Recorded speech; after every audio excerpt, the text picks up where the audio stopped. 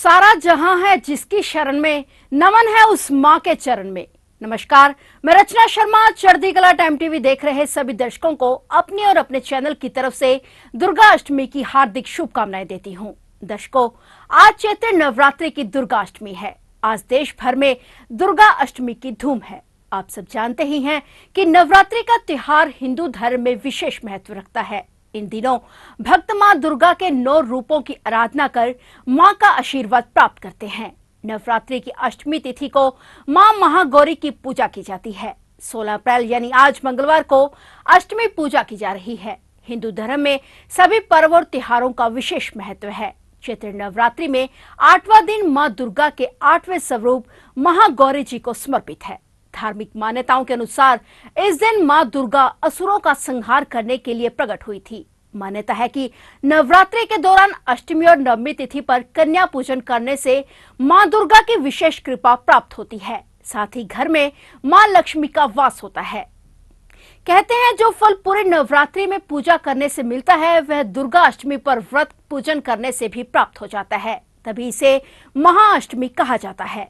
धर्म ग्रंथों के अनुसार नवरात्रि की अष्टमी तिथि पर संधि काल अष्टमी समाप्त होने के अंतिम 24 मिनट और नवमी तिथि के शुरुआती 24 मिनट में देवी दुर्गा ने प्रकट होकर असुर चंड और मुंड का संहार कर संसार की रक्षा की थी।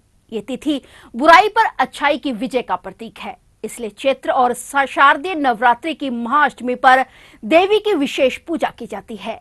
यह तिथि परम कल्याणकारी, पवित्र, सुख और धर्म की वृद्धि करने वाली मानी गई है। अधिकतर घरों में अष्टमी पर कुल देवी का पूजन होता है। मनुष्य ही नहीं बल्कि देव, दानव, राक्षस, गंधर्व, नाग, यक्ष, किन्नर आदि सभी नवरात्रि पर अष्टमी नवमी को ही पूजते हैं। नवरात्रि में अगर आप 9 दिन व्रत नहीं कर पाए हैं तो अष्टमी और नवमी तिथि पर व्रत कर सकते हैं।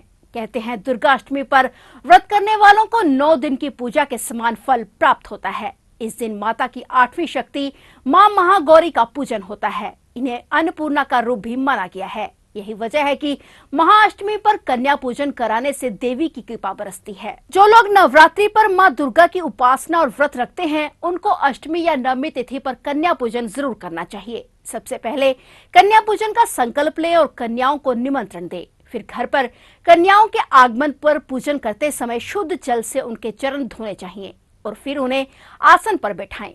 उसके बाद कन्याओं को माथे पर टीका लगाएं और कलाई पर मौली बांधें।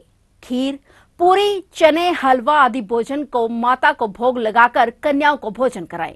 कन्याओं को भोजन कराने के बाद उन्हें दक्षिणा देकर उनके चरण स्पर्श करते हुए समर्था अनुसार वस्त्र, फल और श्रृंगार का सामान देकर विदा करें। इसके अलावा नवरात्रि की अष्टमी पर एक नियम का बहुत ध्यान रखना चाहिए। नवरात्रि की अष्टमी पर माता को नारियल का भोग लगाया जाता है। इस दिन नारियल खाना निषेध है। मान्यता है कि इस दिन नारियल खाने से बुद्धि का नाश होता है। कद्दू और लौकी भी ग्रहण नहीं किया जाता है क्योंकि कई जगह इस दिन कद्दू, ककड़ी, लौकी की बलि चढ़ाई जाती है। इस तरह कुछ नियमों का पालन कर विधि विधान से मां का पूजन करने से मां महागौरी जी की अपार कृपा बरसती है। तो दर्शकों, ये थी दुर्गा अष्टमी पर हमारी खास पेशकश। दुर्गा अष्टमी की अभिष्ट देवी मां महागौरी आप सभी के जीवन में सुख, शांति और समृद्धि लेकर आए। इसी के साथ अब मुझे दीजिए इजाजत और देखते रहिए चढ़ती कला टाइम टीवी।